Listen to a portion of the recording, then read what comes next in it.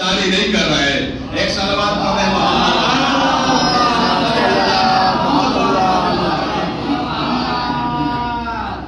یہ امام حسین کے کچھ تقاضے ہیں, اسے آپ پورا جب تک نہیں کرتے امام حسین کو اس مشن کو آپ پورا نہیں کر رہے. اور یہ آپ کہہ سکتے ہیں کہ ہم امام کے شیعہ ہیں. کمال یہ نہیں کہ آپ کہیے کہ ہم امام کے شیعہ ہیں. کمال یہ ہو کہ امام کہے کہ یہ میرا شیعہ ہے. امام کہے کہ یہ میرا شیعہ ہے. دلیل دوں, ایک چاہنے والا مولا کائنات کی خدمت میں آیا. یہ 5 منٹ کی تمہید, اس کے بعد اصل مقصد پہ. امام کی خدمت میں آیا مولا کائنات کی, اور آنے کے بعد کہتا ہے مولا میں آپ کا شیعہ ہوں. مولا میں آپ کا شیعہ ہوں. مولا نے کہا تو میرا شیعہ نہیں ہے. مولا نے کہا تو میرا شیعہ نہیں ہے. تو کہا مولا میں آپ کے سامنے جھوٹ نہیں بولوں گا, میں آپ کا شیعہ ہوں. مولا نے کہا یہ تم نے سند دے دی, اس لیے کہ جب میں نے کہہ دیا تو میرا شیعہ نہیں ہے تو میرے کہنے کے بعد میرے قول کی تردید نہ کرتا. میرے کہنے کی تردید نہ کرتا. جو قول علی کی تردید کرے تو وہ شیعہ نہیں ہو سکتا علی کی نگاہ میں. عزیزوں, یہ آیت جو میں نے آپ کے سامنے پڑھی ہے یہ سورہ واقعہ کی ہے. ایک بات اور کہتا ہوں کہ آج جو تاریخ گزری ہے, ایک روایت کے حساب سے یہ 8ویں امام کی شہادت کی تاریخ بھی ہے. ویسے اپنے یہاں جو تاریخ مانی جاتی ہے وہ 23 ذوالقعدہ مانی جاتی ہے ادھر یوپی اور بہار وغیرہ میں, لیکن ایک تاریخ ہے شہادت یہ بھی ہے جو آج گزری ہے, جسے 17 صفر کہا جاتا ہے. امام رضا علیہ السلام جس کی امام ضامن باندھی جاتی ہے, امام کی ضمانت میں دیا جاتا ہے. کیوں دیا جاتا ہے امام کی ضمانت میں امام ضامن کیوں باندھی جاتی ہے؟ امام تو سب امام ہے, کسی بھی امام کے نام سے آپ کی امام ضامن باندھی جاتی ہے, مگر امام ضامن جب بھی باندھی جاتی ہے امام رضا کے نام سے باندھی جاتی ہے. کیوں؟ دلیل یہ ہے کہ باندھنے کے بعد یہ سند ہے کہ جانے والا واپس آئے گا. دلیل کیا ہے؟ ایک اس کے پیچھے ایک راز ہے. ایک شکاری نے شکار کیا. امام ضامن کو امام ضامن کیوں کہتے ہیں؟ یہ امام رضا سے منسوب کیوں ہے؟ چونکہ امام کی تاریخ گزری ہے. یہ سب سے بڑا ظلم ہوگا کہ امام کی شہادت کی تاریخ گزر جائے اور اس کا تذکرہ نہ ہو. یہ تاریخ ہے کہ ایک شکاری نے شکار کیا ہرنی کا, اور اسے قیدی کر کر لے کر چلا. ہرنی جب اس کے ساتھ ساتھ جا رہی تھی شکار ہو کر, تو راستے میں امام سے ملاقات ہوئی. امام ہے حجت خدا, امام سب کی لینگویج سب کی زبان جانتا ہے. اس ہرنی نے امام کو دیکھا, چہرے سے وہ نور نکل رہا تھا کہ وہ جانور ہو کر سمجھ گئی کہ یہ دنیا کا انسان نہیں ہے, یہ حجت خدا ہے. ان کے سامنے آئے اور اپنی زبان میں کہتی ہے کہ مولا اس شکاری نے میرا شکار کر لیا ہے, یہ مجھے شکار کر کر لے کر جا رہا ہے, اب یہ میرا کیا کرے گا مجھے نہیں معلوم, لیکن میرے 2 بچے ہیں جنہیں میں پال رہی ہوں, میرا دودھ وہ پیتے. ہرنی نے کہا کہ میرا دودھ استعمال میں جاتا ہے تو وہ زندگی ان کی چلتی ہے. آپ حجت خدا معلوم ہوتے ہیں, اس سے اتنی سفارش کر دیجئے کہ یہ مجھے اتنے لمحے کے لیے چھوڑ دے کہ میں واپس جاؤں, ان بچوں کو غذا دے سکوں, پھر میں واپس آؤں گی, یہ مجھے لے کر جائے. مجھے کوئی اس سے انکار نہیں ہے. امام نے اس شکاری کو روکا اور روک کر کہا کہ اسے کچھ لمحے کے لیے چھوڑ دے, اس کے بچے بھوکے تڑپ رہے ہیں. یہ ان کی جزا اپنے بچوں کی دیکھ کر دودھ پلا کر یہ واپس آتی ہے. تو شکاری ایک جملہ کہتا ہے, اگر میں نے اسے چھوڑ دیا, یہ واپس نہیں آئی, تو میرے شکار کا کیا ہوگا؟ امام نے کہا میں ضامن ہوتا ہوں, میں یہاں اس وقت تک رہوں گا جب تک یہ واپس نہیں جائے گی. اس کے کہنے پر امام کے اس نے چھوڑا. امام وہیں رکے رہے اتنی دیر میں کہ وہ گئی. جانے میں کچھ وقت لگا ہوگا, آنے میں کچھ وقت لگا ہوگا, لیکن جس حالت میں امام کو چھوڑ کر گئی تھی کھڑے عالم میں, امام اسی عالم میں تھے. جب شکاری نے اس ہرنی کو واپس آتا ہوا دیکھا تو ایک مرتبہ پوچھتی ہے امام سے, وہ پوچھتا ہے کہ مجھے آپ بتائیے آپ ہے کون؟ کہا اس سے تجھ سے کیا مطلب؟ میں نے جس کی ضمانت لیا تھا وہ واپس آ گئی, سے تو لے کر جا. کہا مجھے یہ بتائیے کہ جسے میں نے شکار کیا, جب شکار ہاتھ میں آ کر چھوٹ گیا تو اب اسے واپس نہیں آنا چاہیے. یہ اپنے قول میں اتنی صادق نکلی. اس کا مطلب آپ یہاں کے رہنے والے نہیں ہیں, ورنہ شکاری کی شکار میں آنے کے بعد اور چھوٹنے کے بعد پھر شکار کے سامنے نہیں جاتا. تو امام نے کہا میں وقت کا امام ہوں. قدموں میں گر گیا اور کہا کہ جو جانوروں پر اتنا حکومت کرتا ہے اسے یہ حق ہے کہ وہ انسانوں پر حکومت کرے. ایک صلوات پڑھے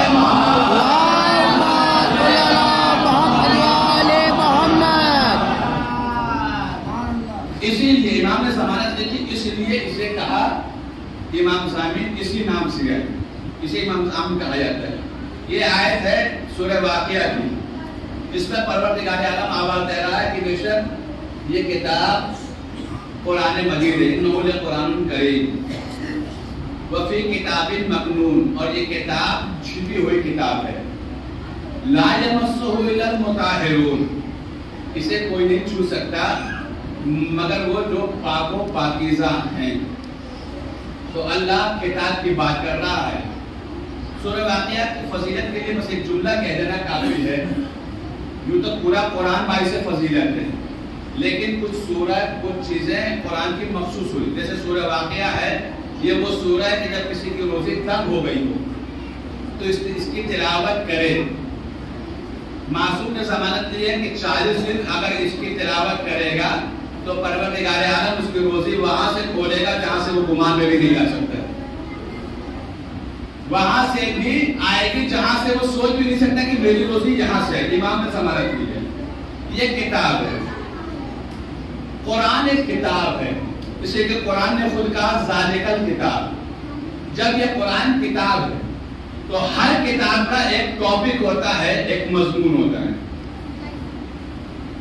بھائی سائنس کی کتاب, میتھی, فزکس, کیمسٹری, فارسی, اردو, ادب, ہر ایک کتاب اس کا ایک ٹاپک ہے, مضمون ہے. تو قرآن جب کتاب ہے تو اس کا کیا موضوع ہے, اس کا مضمون کیا ہے؟ اگر یہ آپ کہیے کہ یہ کتاب احکامات الہی کی کتاب ہے, یہ پوری قرآن احکامات پر ہے, تو نہیں. پوری ذمہ داری کے ساتھ یہ جملہ کہہ رہا ہوں کہ 6666 آیتیں آپ پڑھ ڈالیے قرآن کی. پورے قرآن میں یہ کہیں نہیں لکھا ہے کہ نماز پڑھو. پورے قرآن میں یہ کہیں نہیں لکھا ہے کہ نماز پڑھو. مطلب کہنے کا مطلب یہ نہیں کہ مت پڑھیے, اس کا مطلب یہ نہیں کہ مت پڑھیے. قرآن میں اقیموا الصلاۃ ہے, نماز قائم کرو. پڑھنے کا ذکر کہیں پورے قرآن میں نہیں. تو نماز قائم کرنا الگ ہے, پڑھنا الگ ہے. اور قائم کا اختیار ہمیں نہیں ہے, معصوم کے علاوہ کسی کو نہیں ہے. تو پھر ہم نماز پڑھتے کیوں ہیں؟ کہا نماز ہم اس لیے پڑھتے ہیں کہ جس رسول کا ہم کلمہ پڑھتے ہیں اس رسول نے نماز پڑھی, اس رسول نے نماز پڑھی تو ہم نماز پڑھتے ہیں. اب یہ الگ بات ہے, جن کے یہاں ہاتھ کھول کر نماز ہے وہ ہاتھ کھول کر پڑھتے ہیں, جن کے ہاتھ باندھ کر ہے وہ ہاتھ باندھ کر پڑھتے ہیں, وہ الگ الگ باتیں ہیں. لیکن نماز سب پڑھتے ہیں. کیوں پڑھتے ہیں؟ کہ رسول نے پڑھی. آج دنیا یہ کہتی ہے کہ آزاداری قرآن سے دکھاؤ تو ہم مانیں گے. یہ دور جو چل رہا ہے ڈیفنس کا دور نہیں ہے, کاؤنٹر اٹیک کا دور ہے. اگر کوئی آپ سے کہے کہ آزاداری دکھاؤ تو آپ اس سے پلٹ کر کہیے قرآن سے نماز دکھاؤ, قرآن سے نماز دکھاؤ. نماز پڑھنا قرآن میں کہیں نہیں ہے. پڑھتے کیوں ہیں؟ کہا رسول نے پڑھی اس لیے پڑھتے ہیں. تو جس رسول سے دنیا نے نماز لی اسی رسول سے ہم نے آزاداری لی ہے.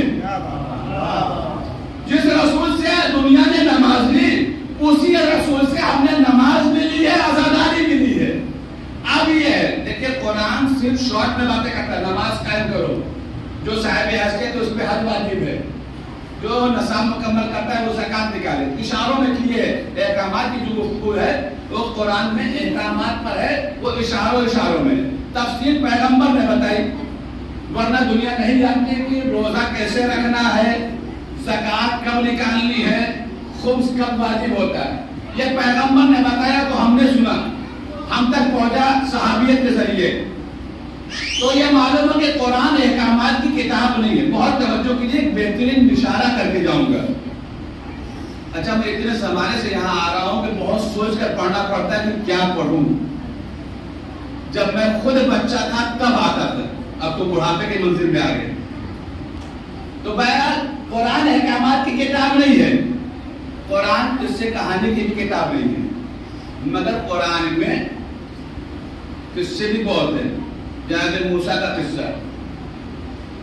قصہ ایک ہے, مگر قرآن کے 3 سوروں میں ہے.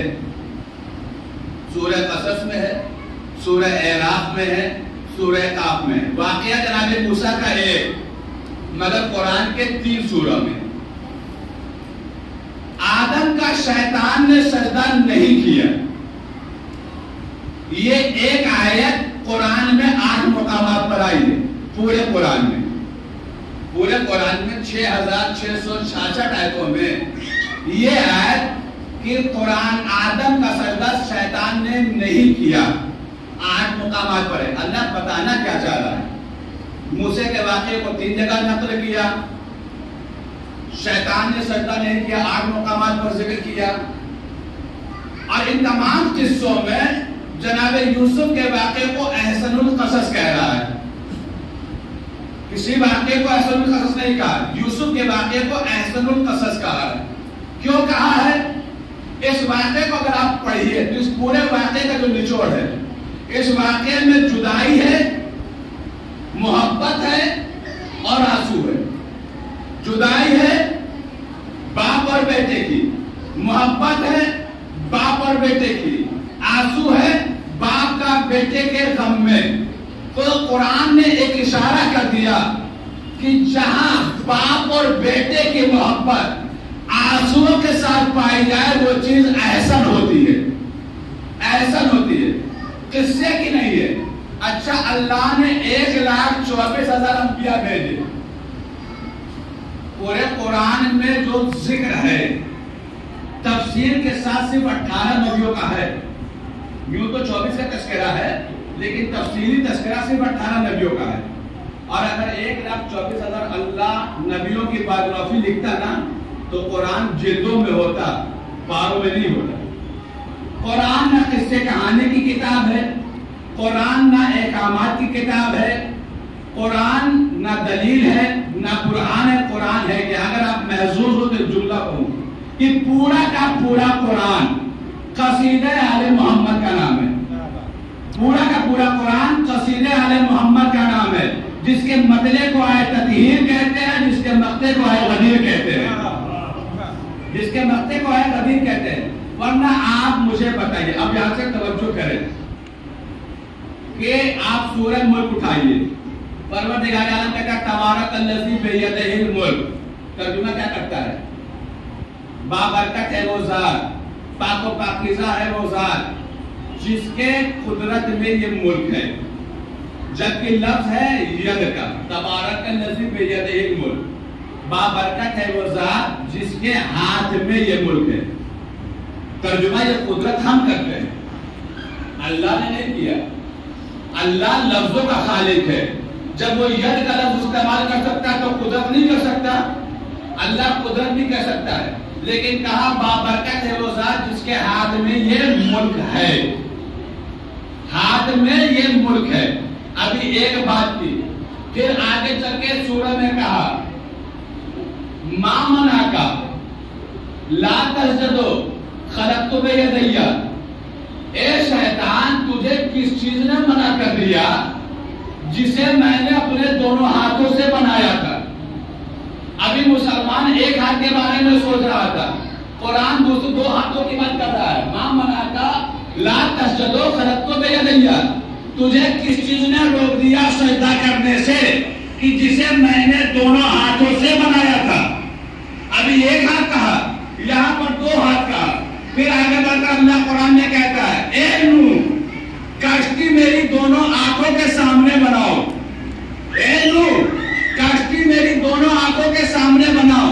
اللہ یہ بھی تو کہہ سکتا تھا کشتی میرے سامنے بناؤ، یہ دونوں آنکھیں کیوں کہہ رہا ہے؟ کہیں ایک ہاتھ کہہ رہا ہے، کہیں دو ہاتھ کہہ رہا ہے، کہیں دونوں آنکھیں کہہ رہا ہے، یہ سب چھوڑیے۔ پھر قرآن میں اللہ کہتا ہے اللہ جب کسی شے کا ارادہ کرتا ہے تو کن فیکون کہتا ہے، وہ چیز ہو جاتی ہے۔ جب اللہ کسی چیز کا ارادہ کرتا ہے تو وہ چیز کن فیکون میں ہو جاتی ہے۔ ایک طرف تو قرآن میں یہ کہہ رہا ہے، پھر اسی قرآن میں 8 مقامات پر، پورے قرآن میں 8 مقامات پر کہتا ہے خلق السماوات والارض بینہما فی 6 ایام، کہ زمین اور آسمان اس کے درمیان جو بھی چیزیں ہیں اسے میں نے 6 دنوں میں بنائے، اسے میں نے 6 دنوں میں بنائے۔ کہیں 6 دن کہہ رہا ہے کن فیکون کہہ رہا ہے، کہیں 6 دن کہہ رہا ہے، کہیں کن فیکون کہہ رہا ہے۔ میں تو پروردگار ماجرا کیا ہے؟ اگر مسلمان صرف قرآن رکھتا تو یقین جانیے جسم کے ساتھ اللہ کو مان لیتا، جسم کے ساتھ اللہ کو مان لیتا۔ اگر مولا کائنات پیکر بشریت کا لباس پہن کر زمین پر نہ آئے ہوتے تو انسان جسموں والا خدا مانتا، بغیر جسم کا خدا نہیں مانتا۔ اس لیے کہ کہیں کہہ رہا ہے کہ میں نے 6 دنوں میں بنائے، کہیں کن فیکون کہہ رہا ہے۔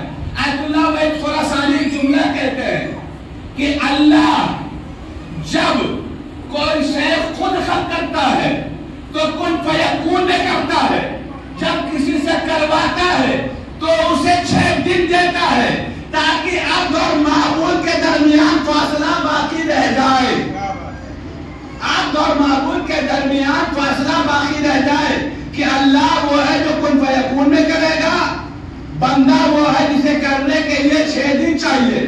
تو اب یہ کائنات خلق کس نے کی؟ مسلمان قرآن پڑھ کر پڑھتا رہتا، رکھتا رہتا، جواب نہ ملتا۔ پوری تاریخ انسانیت میں ایک شخص تھا جس نے مسجد کوفہ میں کوفے کے منبر سے یہ اعلان کیا پوچھو پوچھو قبل اس کے کہ میں تمہارے درمیان نہ رہوں، میں زمین سے زیادہ آسمانوں کے راستوں کو جانتا ہوں، راستے وہی بتا سکتا ہے جو بڑھایا ہو۔